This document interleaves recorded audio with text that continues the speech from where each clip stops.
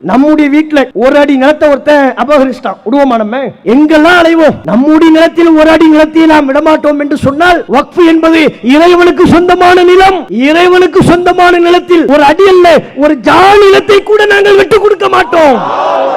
ஏழை மக்களின் நலனுக்காக, ஏழை மக்களின் நலனுக்காக முஸ்லிம் முன்னோர்கள் வாரி கொடுத்த, முஸ்லிம் முன்னோர்கள் வாரி கொடுத்த வக்ஃப் சொத்திலும் கை வைக்கிறாயே, வக்ஃப் சொத்திலும் கை வைக்கிறாயே.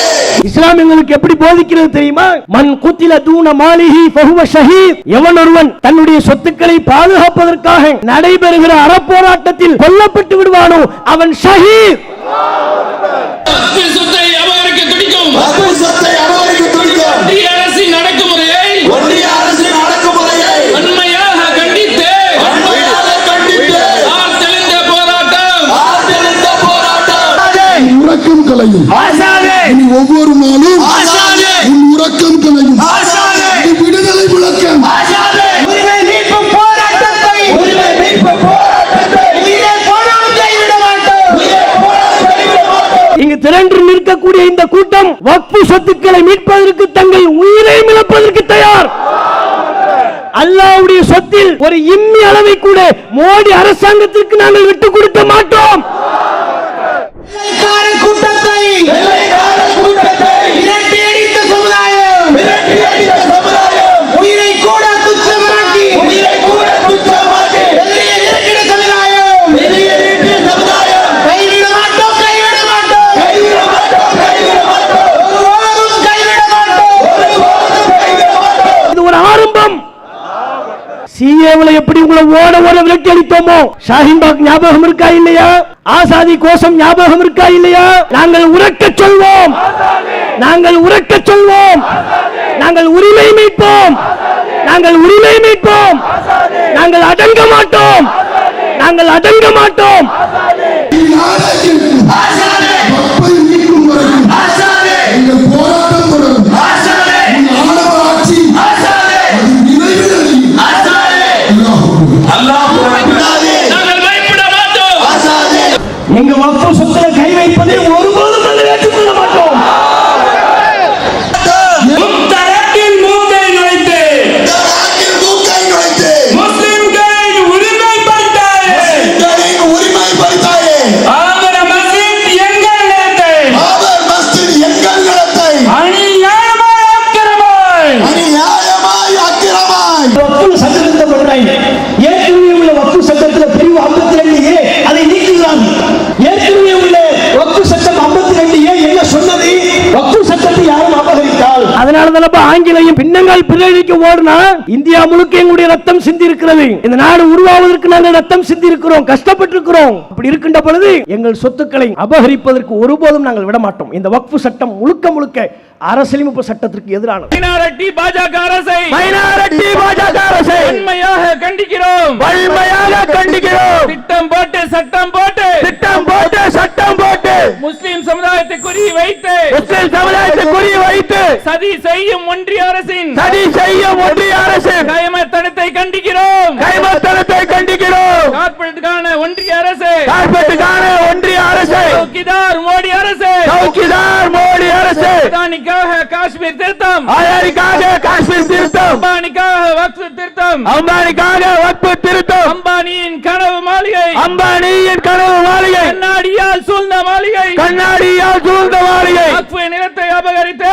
வக்ஃப் நிலத்தை அபகரித்து அலங்கரிக்கப்பட்ட கனவு மாளிகை, அலங்கரிக்கப்பட்ட கனவு மாளிகை. யாரடா நீ யாரடா, யாரடா நீ யாரடா, யாரடா நீ யாரடா, யாரடா நீ யாரடா, எங்கள் முன்னாள் வாரி கொடுத்த, எங்கள் முன்னாள் வாரி கொடுத்த வக்ஃப் சொத்தை நிர்வகிக்க, வக்ஃப் சொத்தை நிர்வகிக்க திருட்டு கும்பல நீ யாரடா, திருட்டு கும்பலை யாரடா, முஸ்லிம் சொத்தை அபகரிக்க, முஸ்லிம் சொத்தை அபகரிக்க சட்டத்தின் பெயரால் திட்டம் போட்டு, சட்டத்தின் பெயரால் திட்டம் போட்டு சட்டத்தின் பெயரால் திட்டம் போட்டு, சட்டத்தின் பெயரால் திட்டம் போட்டு வஞ்சகம் செய்யும் ஒன்றிய அரசு, வஞ்சகம் செய்யும் ஒன்றிய அரசு, வஞ்சகம் செய்யும் ஒன்றிய அரசு, வஞ்சகம் செய்யும் ஒன்றிய அரசு. எச்சரிக்கை எச்சரிக்கை எச்சரிக்கை எச்சரிக்கை.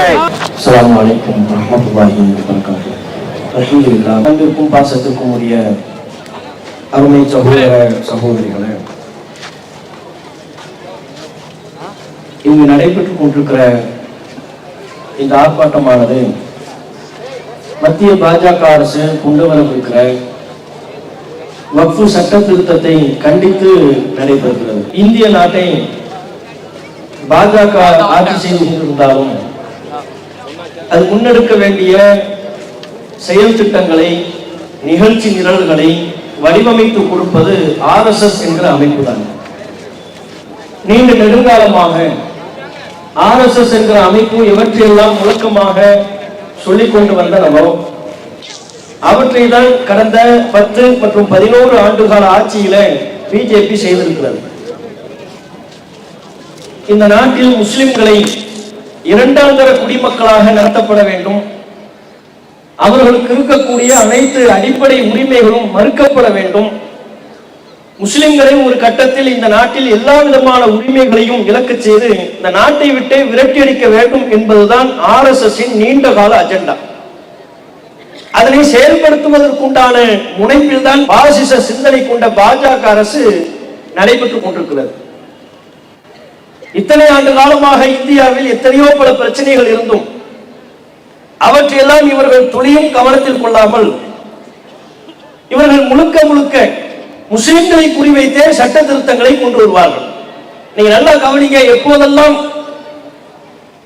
மக்களவை கூடுகிறதோ அப்போதெல்லாம் மக்கள் பிரச்சனையை பற்றி பேசுவதை விட்டும் திசை திருப்பக்கூடிய விதமாக முஸ்லிம்களை மையப்படுத்திய ஒரு பிரச்சனையை கிளப்பி விடுவார்கள்.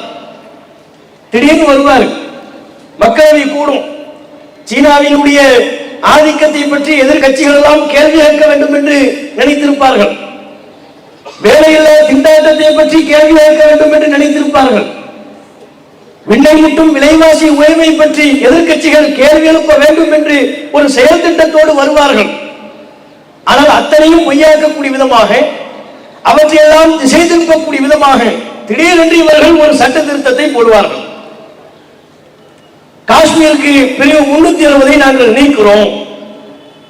இப்ப மக்களினுடைய அடிப்படை பிரச்சனைகள் அனைத்தும் பின்னுக்கு போய் காஷ்மீர் காஷ்மீர் பேச்ச ஆரம்பிச்சிடும். அடுத்த முறை பார்லிமெண்ட் கூடும் பொழுது இப்போதாவது நம்ம சீனாவினுடைய எல்லை மீறலை பற்றி, இந்தியாவின் நிலத்தை அவர்கள் அபகரிப்பதை பற்றி கேள்வி எழுப்புவோம் என்று வரும் பொழுது திடீரென்று CAA என்று சொல்வார்கள். அப்போதும் திசை திருப்பப்படும். அடுத்த முறை கூடுகின்ற பொழுது முத்தலாக்கு தடை சட்டம் என்பார்கள். அடுத்த முறை கூடுகின்ற பொழுது பொது சிவில் சட்டத்தை கொண்டு வரலாம் இருக்கிறோம் ஒரு பொருளியை கிளப்பி விடுவார்கள். அடுத்த முறை கூடுகின்ற பொழுது ஒரே நாடு ஒரே சட்டம் கொண்டு வந்தால் என்ன மோடிஜி கேள்வி எழுப்பிட்டு அவர் ஃபாரின் போயிருவார். அந்த வரிசையில் தான் இப்போது இந்த மாதத்தின் இறுதியிலே பார்லிமெண்ட் கூடவிருக்கக்கூடிய நேரத்தில் எத்தனையோ மக்கள் பிரச்சனைகள் இருக்கிறது, அவற்றையெல்லாம் எதிர்க்கட்சிகள் எழுப்ப வேண்டிய ஒரு கட்டாயத்தில் இருக்கின்ற பொழுது அவற்றை திசை திருப்பக்கூடிய விதமாக ஒரு கெட்ட நோக்கத்தோடு வக்ஃபு சட்ட திருத்தம் என்கிற ஒன்றை அவர்கள் கையில் எடுக்கிறார்கள். இதுவும் RSSஇன் அஜெண்டா தான். நீண்ட நெடுங்காலமாக RSS முழங்கிக் கொண்டிருந்ததுதான். முஸ்லிம்களுக்கு எது இந்த நாட்டில் இவ்வளவு சொத்துக்கள், அவற்றையெல்லாம் அபகரிக்க வேண்டும் என்று பச்சையாக RSS வகைராக்கள் முழங்கிக் கொண்டிருந்தார்கள். அவர்களது பத்திரிகையில் எழுதி கொண்டிருந்தார்கள். அப்போதெல்லாம் நாம் கவனமற்றிருந்த நேரம், இவர்கள் ஆட்சி கட்டில் வந்ததற்கு பிறகு வசதியாக அவற்றை கையில் எடுத்து முஸ்லிம்களுக்கு இந்த நாட்டில் சொந்தமான வக்ஃபு சொத்துக்களை அபகரிக்க பார்க்கிறார்கள். முதல்ல வக்ஃபு சொத்துனா என்ன தெரியுமா? இந்தியாவில் இருக்கக்கூடிய லட்சக்கணக்கான வக்ஃபு சொத்துக்கள், சுமார் 9 லட்சம் ஏக்கர், 1 ஏக்கர் 2 ஏக்கர் இல்லை, 1 லட்சம் 2 லட்சம் ஏக்கர் அல்ல, 9 லட்சம் ஏக்கர். அதன் மதிப்பு மட்டுமே பல லட்சம் கோடி. அவ்வளவு வக்ஃபு சொத்துக்கள் இந்தியாவில் முஸ்லிம்களுக்கு இருக்கிறது. இந்த சொத்துக்கெல்லாம் நமக்கு யார் தந்தது? மோடிஜி தந்தாரா? மோடிஜியுடைய ஃபாதர் தந்ததா? எவன் விட்டு அப்படும் நமக்கு தந்ததல்ல, நம்ம பாட்டன் நம்ம முப்பாட்டன் நமக்கு தந்தது. நம்முடைய முன்னோர்கள் நம்ம நாட்டிலே பள்ளிவாசல்களை எழுப்பிக் கொள்வதற்கும் முஸ்லிம்களின் ஏனைய தேவைகளை நிறைவேற்றிக் கொள்வதற்கும் இன்ன பிற இஸ்லாம் வலியுறுத்துகிற நல்ல பணிகளுக்காக வேண்டி ஆங்காங்கே பல்வேறு சொத்துக்களை தானமாக வழங்கி சென்றார்கள். அவற்றில் யாருக்கும் உரிமை இல்லை, இறைவனுக்கு மட்டும்தான் உரிமை என்று வக்ஃபு செய்தார்கள். இறைவனுக்கு உரிமையாக்கப்பட்ட சொத்துக்கள் தான் வக்ஃபு சொத்துக்கள்.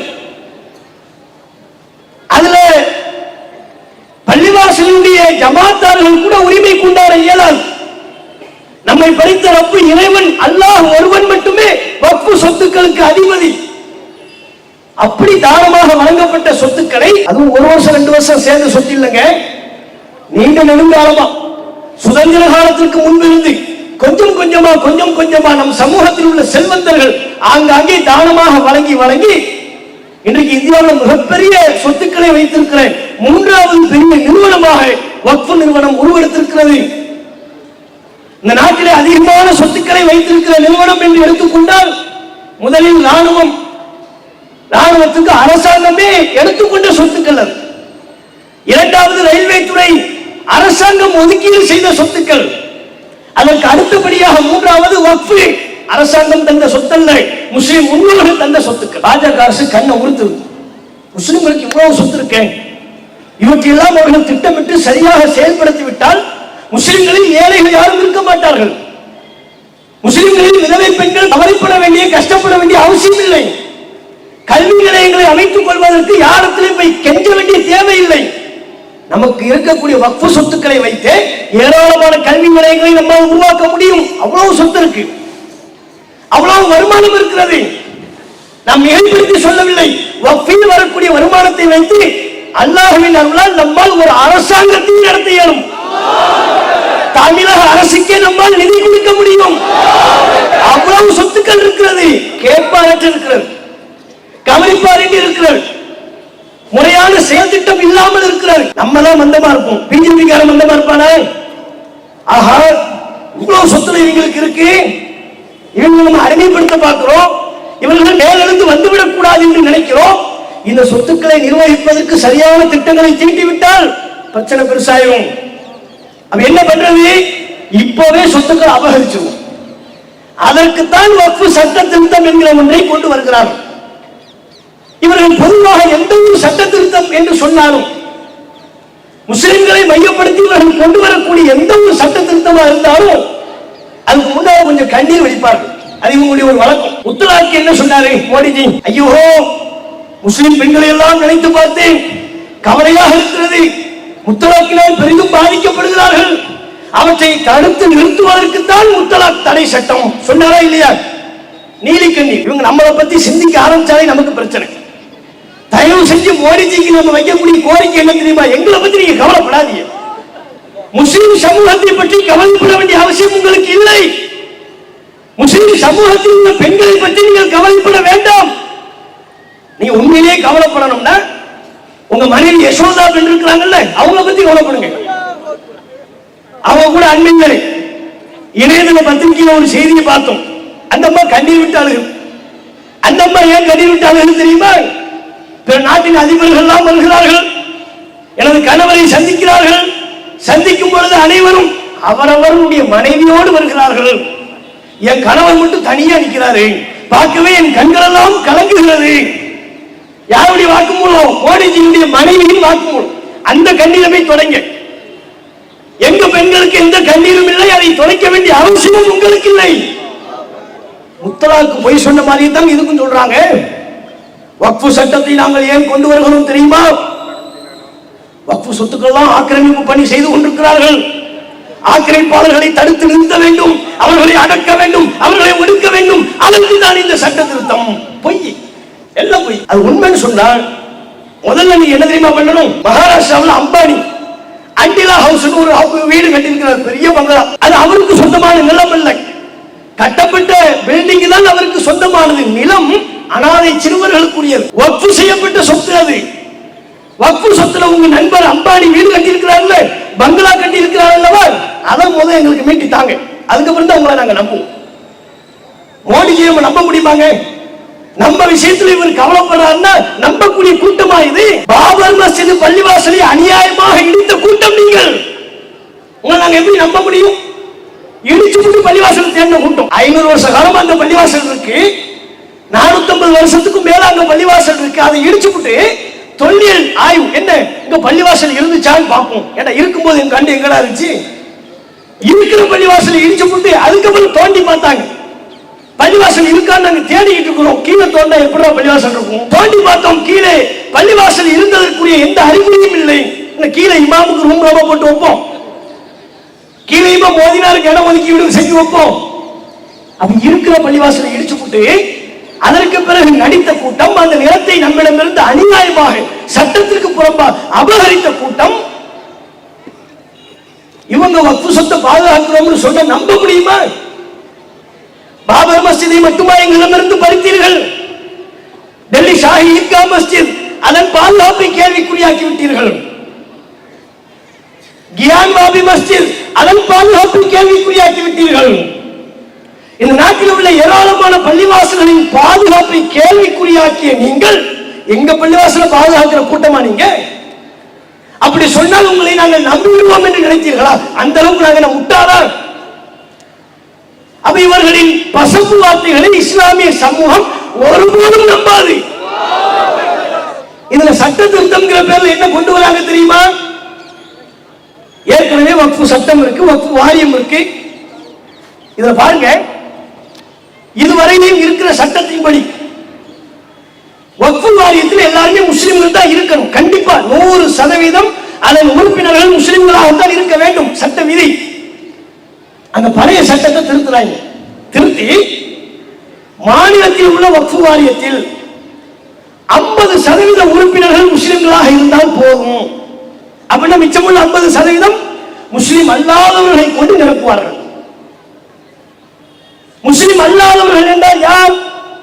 நம்மோடு இணக்கமா இருக்கிறேன், நம்மோடு சகோதரத்துவத்தை பேணிக் கொண்டிருக்கிறேன், நல்லிணக்கத்தை விரும்பக்கூடிய முஸ்லிம் அல்லாதவர்களா? கிடையாது. அப்படிப்பட்டவர்கள் இந்தியா முழுக்க நமக்கு நிரம்ப இருக்கிறார்கள். அவர்கள் அல்ல, இவங்க முஸ்லிம் அல்லாதவர்கள் என்று சொல்வது RSS சிந்தனை கொண்டவர்களை. பள்ளிவாசலுக்குள்ளே சிலையை எடுத்து வைக்கும் பொழுது எந்த கூட்டம் அமைதி காத்ததோ, ஊப்பில புல்டோசரை கொண்டு வட மாநிலங்களில் முஸ்லிம்களின் வீடுகளை இடிக்கும் போது எந்த கூட்டம் அமைதி காத்ததோ, எந்த சித்தாந்தம் நமது நாட்டின் தேச தந்தை காந்தி அவர்களை கொலை செய்ய தூண்டியதோ அந்த சித்தாந்தத்தை பின்பற்றக்கூடிய கூட்டம், அந்த முஸ்லிம் அல்லாதவர்கள் RSS வகைராக்கள், அவங்கள உள்ள திணிக்க பார்க்கிறாங்க. வக்ஃப்ல எதுக்கு நீ வர்ற? மத்தியில் உள்ள வக்ஃப் கவுன்சில்ல 2 முஸ்லிம் அல்லாத உறுப்பினர் கண்டிப்பா இருக்கணும், சட்ட விதி கொண்டு வராங்க. புதுசா இவர்கள் திருத்தக்கூடிய விதியை கொண்டு வருகிறார்கள். மத்தியில் உள்ள வக்ஃப் வாரியத்தில், வக்ஃப் கவுன்சில்ல 2 முஸ்லிம் அல்லாத உறுப்பினர் கண்டிப்பா இருக்கணும். மாநிலத்தில் உள்ள வக்ஃப் வாரியத்திலையும் 2 முஸ்லிம் அல்லாத உறுப்பினர் கண்டிப்பா இருக்கணும். 50% மேல முஸ்லிம் அல்லாதவர்கள் இருக்கலாம். எப்படி பாருங்க இவங்க திட்டம். இப்ப வக்ஃப்ங்கிறது என்ன? எங்க பள்ளிவாசல நிர்வாகம் பண்ற சப்ஜெக்ட், எங்க மையவாடிகளை, எங்க மதரசாக்களை நிர்வாகம் பண்ற சப்ஜெக்ட். இதுல அரசாங்கம் உங்களுக்கு என்ன வேலை? நீ ஏன் தலையிடுறிய? எங்க பள்ளிவாசல் எங்க முத்தவள்ளிகள் நிர்வகிக்க மாட்டார்களா? ஜமாத்து தலைவர்கள் நிர்வகிக்க மாட்டார்களா? அவங்க பார்த்துக்குவாங்கப்பா. எங்க முன்னோர்கள் இருக்கிறார்கள், ஜமாத் தலைவர்கள் இருக்கிறார்கள், முத்தவள்ளிகள் இருக்கிறார்கள். அவங்க நிர்வகிக்க வேண்டிய விஷயத்தை இவங்க ஒரு 2 பேரை உள்ள அனுப்பி நீ பாருங்கிறாங்க. இதே கான்செப்ட், இதே அளவு போல ஏனைய விஷயங்களுக்கு பொருத்த முடியுமா? இப்ப கோயில் இருக்கிறது, தமிழ்நாடு முழுக்க கோயில், குளம், அதற்கு சொந்தமான நிலம் என்று ஏராளம் இருக்கிறது. இந்த அறநிலையத்துறை இருக்கிறது. இந்த அறநிலையத்துறையில ஒரு இந்துவுக்கு பதிலாக முஸ்லிமை கொண்டு போட்டால் தமிழ்நாட்டில் உள்ள இந்து மக்கள் ஏற்பார்களா? இதை நம்ம காழ்ப்புணர்வுல கேட்கல, நாங்களே ஏற்க மாட்டோம். அது தப்பு, அது தேவையில்லாதது. கோயில்களை இந்து மக்கள் தான் நிர்வகிக்கணும், சர்ச்சுகள், தேவாலயங்களை கிறிஸ்தவர்கள் தான் நிர்வகிக்க வேண்டும். அதுபோல் பள்ளிவாசல்களை, மையவாடிகளை, பள்ளிவாசலுக்கு சொந்தமான சொத்துக்களை முஸ்லிம்கள் தான் நிர்வகிக்க வேண்டும். இது அரசமைப்பு சட்டம் நமக்கு தந்திருக்கிற உரிமை. அரசியலமைப்பு சாசனம் சட்ட விதி பிரிவு 25, பிரிவு 26, பிரிவு 30 இவை அனைத்தும் மிக தெளிவாக சிறுபான்மை சமுதாய மக்கள் தங்களுக்கு என்று சொத்துக்களை ஏற்படுத்திக் கொள்ளலாம், பள்ளிகளை கட்டலாம், பள்ளி வாசல்களை ஏற்படுத்தலாம், அவற்றை அவர்களே நிர்வகிக்கலாம். அரசு தலையீடு செய்யக்கூடாது, சட்ட விதி சொல்லுது. அப்படி அரசியலமைப்பு சட்ட விதிக்கு மாத்தமா நீங்க உள்ள நுழைவீங்க, உங்க சிந்தனை கொண்டவர்களை உள்ளக்குள்ள கொண்டு போய் சேர்ப்பீங்க. அதை நாங்க ஏத்துக்கணுமா? வேலைக்கு பாப்பம் நினைப்பீங்களா? எங்க வக்ஃப் சொத்துல கை வைப்பதை ஒருபோதும் நாங்கள் ஏற்றுக்கொள்ள மாட்டோம். எங்கள் ஜமாத்தார்களுக்கு முத்தவலிகளுக்கு அவர்களுக்கு வழங்கப்பட்டிருக்கிற அதிகாரத்தை நீ பறிக்க நினைத்தால் உங்கள் அதிகாரம் கைவிடக்கூடிய வகையில் உங்களுடைய அதிகாரத்தை தவறிவிடக்கூடிய வகையிலான மிகப்பெரிய மாற்றத்தை ஏற்படுத்துவோம். ஜனநாயக போராட்டங்களின் வாயிலாக என்ன நினைச்சுக்கிட்டு இருக்கீங்க? இந்த சமுதாயத்தை பத்தி உங்கள் பார்வைதான் என்ன? இந்தியாவில் பள்ளிவாசலை இடிக்கலாம், முஸ்லிம் பெண்கள் தொடர்புடைய சட்டங்களை என்னன்னா நம்ம சொல்லலாம், குரான்ல கை வைக்கலாம், பள்ளிவாசல் அத்துமீறி உள்ள நுழையலாம், கேட்பதற்கு நான் நினைச்சீங்களா? இங்க உங்களுக்கு அதிகாரம் இருக்குது என்று நீங்கள் ஆட்டம் போடலாம். இந்த ஆட்டம் எல்லாம் இந்த உலகத்தில் மட்டும்தான். நாங்கள் நம்பக்கூடிய நிலையான மறுமையில் உங்கள் ஆட்டத்திற்கு முடிவு கட்டப்படும். முஸ்லிம் அல்லாதவர்கள் உள்ள நுழைக்கிறாங்க. இது முதல் திருத்தம். அடுத்த தெரியுமா செய்யறாங்க? முஸ்லிம் அல்லாதவர்கள் முஸ்லிம்களுக்கு எந்த தானத்தையும் செய்யக்கூடாது, வக்ஃப் பண்ணக்கூடாதுங்கிறாங்க. முஸ்லிம் அல்லாதவர்கள் தானம் பண்ணா உனக்கு என்ன பிரச்சனை? இந்த நாட்டில் எல்லாருக்கும் தானம் பண்ணிட்டு தான் இருக்கிறாங்க. முஸ்லிம்கள் இந்துக்களுக்கு தானம் செய்கிறார்கள், இந்துக்கள் முஸ்லிம்களுக்கு தானம் செய்கிறார்கள். மதத்திற்கு அப்பாற்பட்டு தானம் செய்யக்கூடிய வழக்கம் நம் சமூகத்தில் காணப்படுகிறது. இவங்க வக்ஃபுக்கு நிலம் சேர்ந்து இருக்கிற நிலத்தை அபகரிக்கணும், புதுசா எந்த நிலமும் சேர்ந்து விடக்கூடாது.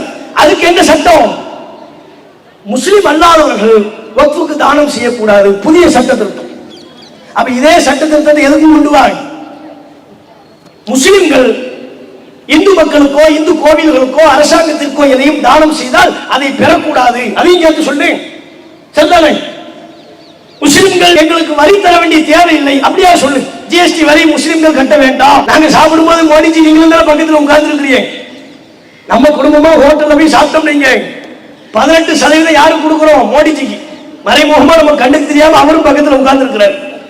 நீங்க டீ குடிச்சாலும் அவரும் சேர்த்தா குடிக்கிறார். அப்படி என்று சொன்னால் அப்ப முஸ்லிம்கள் தானம் பண்ண உங்களுக்கு என்ன பிரச்சனை? இது மத நல்லிணக்கத்தை கெடுக்கலையா? தெளிவா ஒரு மனப்பார்வையில மக்களை பாகுபடுத்தக்கூடிய ஒரு சட்டமா இல்லையா? அது மட்டும் இல்லாம இன்னொரு சட்ட திருத்தம் சொல்றாங்க பாருங்க. புதிய சட்ட திருத்தத்துல புதிதாக இஸ்லாத்தை ஏற்றுக்கொண்டவர் தானம் செய்வதாக இருந்தால் அவர் 5 வருஷம் கழிந்ததற்கு பிறகுதான் தானம் பண்ணணும். ஏப்பா அந்த 5 வருஷத்துக்கு அவர் என்ன பண்ண போற?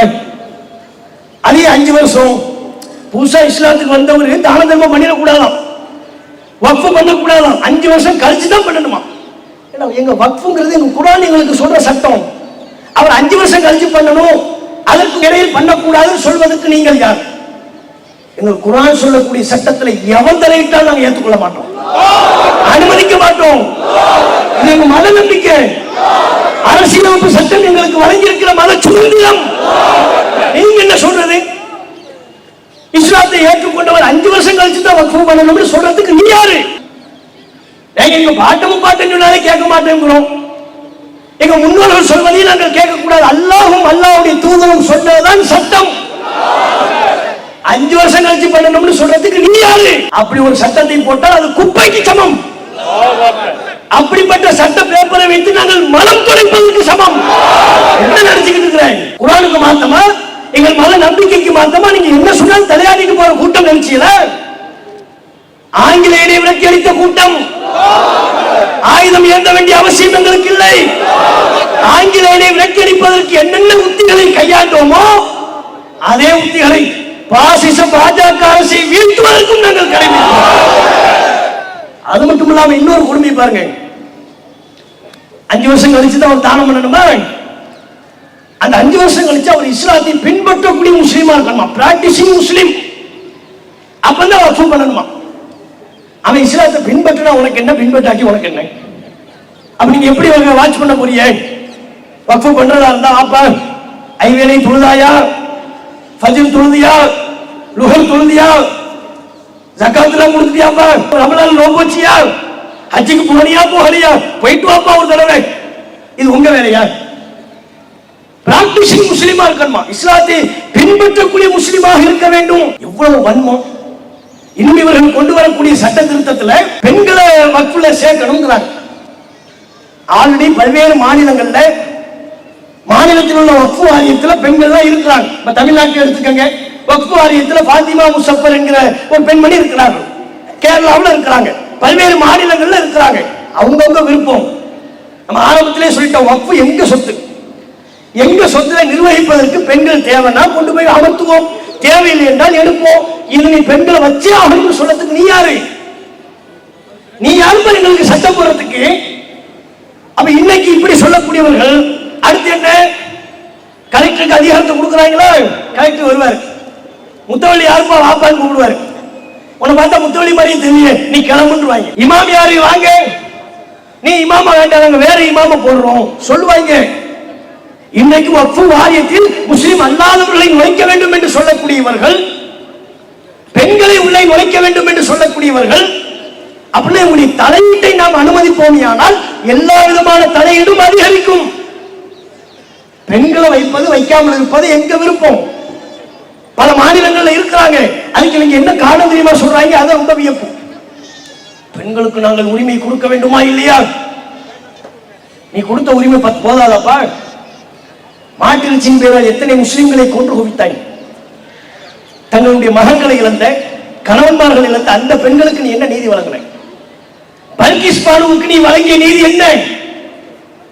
ஆசிபாவிற்கு நீ வழங்கிய நீதி என்ன? இந்த பெண்கள் உங்க கண்ணுக்கு தெரியல. பல்கிஸ் பானு தெரியல, ஆசிபா தெரியல. ஜெய் ஸ்ரீராம் என்கிற கோஷத்தின் பெயரால் எத்தனை ஆண்கள் கொல்லப்பட்டார்கள். அதன் பேரில் எத்தனை முஸ்லிம் பெண்கள் விதவியாகி போனார்கள், ஆதரவற்றவர்களாகி போனார்கள். அந்த பெண்கள் உங்க கண்ணுக்கு தெரியல. வக்ஃபு சட்டத்துல பெண்களை கொண்டு போய் போடுங்கிறாங்க. உனக்கு என்ன அந்த வேலை?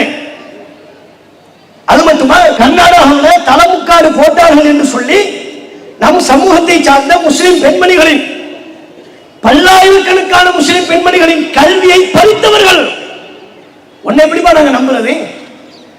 நீ கல்வி படிப்பது எங்கள் பெண்களுக்கு பாதுகாப்பு வழங்குவதற்கல்ல. முத்தலாக்கு தடை சட்டம் கொண்டு வந்தாங்க. இஸ்லாத்துல முத்தலாக் கிடையாது. முஸ்லிம்கள் முத்தலாக்கை ஏற்கலை. ட்ரிபிள் தலாக்குங்கிறது, ஒரே நேரத்தில் 3 தலாக் சொல்வது இஸ்லாத்துல இல்லை. ஆனா இவங்க முத்தலாக்கு தடை சட்டம் ஒன்று கொண்டு வந்து அதுல சட்ட திருத்தம் எப்படி செய்தார்கள்? முத்தலாக்கு சொன்னா 10 வருஷ காலம் சிறை தண்டனை. இது ஒரு பக்கமா. இது வக்ஃபுல சட்ட திருத்தம் பண்றாங்க. ஏற்கனவே உள்ள வக்ஃபு சட்டத்தில் பிரிவு 52A அதை நீக்குகிறார்கள். ஏற்கனவே உள்ள வக்ஃபு சட்டம் 52A என்ன சொன்னது? வக்ஃபு சட்டத்தை யாரும் அபகரித்தால், வக்ஃபு சட்டத்தை யாரும் முறைகேடு செய்தால் அவர்களுக்கு 2 வருஷம் சிறை தண்டனை என்று சொல்லுகிறார். அதை நீக்கிறாங்க. அப்படின்னா என்ன? சிறை தண்டனை கிடையாது, ஜெயில இல்லப்பா, இஷ்டத்துக்கு நீ லவட்டிக்க. ஆக்கிரமிப்பாளர்களுக்கு வழி திறந்து விடுகிறார்கள்.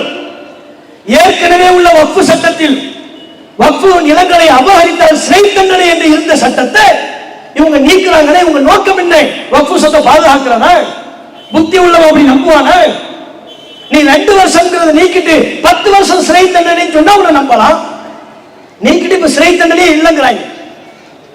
ஒரு இடத்துல சொல்கிறார்கள் 50,000 ரூபாய் அபராதம் கொடுத்தா போதுங்கிறாங்க. அப்ப நீங்க கோடிக்கணக்கில் நிலத்தை அபகரிக்க வேண்டியது. அதுக்கு முன்கூட்டியே பஞ்சாயத்துல போய் 50,000 ரூபாய் கொடுத்துட்டு வந்துட வேண்டியது. ஏன்? அது 50,000 ரூபாய் அபராதம் கொடுத்தா போதுங்கிறாங்களே. நிலத்தை பற்றி அளவீடு இல்லை, அதை பற்றி வரையறை இல்லை, வெறும் 50,000 கொடுத்தா போதுங்கிறாங்க. இவர்கள் முழுக்க முழுக்க நம்முடைய சொத்துக்களை அபகரிக்கக்கூடிய நோக்கத்தில், அம்பானி அத்தானிகளுக்கு தாரை வார்க்கக்கூடிய நோக்கத்தில் தான் இந்த சட்ட திருத்தத்தை கொண்டு வரவிருக்கிறார்கள். இதை நாம் எதிர்க்க வேண்டுமா இல்லையா? எதிர்க்க வேண்டுமா இல்லையா? நம்முடைய வீட்டுல ஒரு அடி நிலத்தை ஒருத்தன் அபகரிச்சிட்டான், விடுவோமா? நம்ம விடுவோமா? எங்கெல்லாம் அலைவோம். நம்முடைய நிலத்தில் ஒரு அடி நிலத்தை நாம் விடமாட்டோம் என்று சொன்னால், வக்ஃபு என்பது இறைவனுக்கு சொந்தமான நிலம். இறைவனுக்கு சொந்தமான நிலத்தில் ஒரு அடி அல்ல, ஒரு ஜான் நிலத்தை கூட நாங்கள் விட்டு கொடுக்க மாட்டோம். இஸ்லாம் எங்களுக்கு எப்படி போதிக்கிறது தெரியுமா? மன் குத்தில தூன மாலிஹி ஃபஹுவ ஷஹீத். எவன் ஒருவன் தன்னுடைய சொத்துக்களை பாதுகாப்பதற்காக நடைபெறுகிற அறப்போராட்டத்தில் கொல்லப்பட்டு விடுவானோ அவன் ஷஹீத். இங்கு திரண்டு நிற்கக்கூடிய இந்த கூட்டம் வக்ஃபு சொத்துக்களை மீட்பதற்கு தங்கள் உயிரை இழப்பதற்கு தயார்.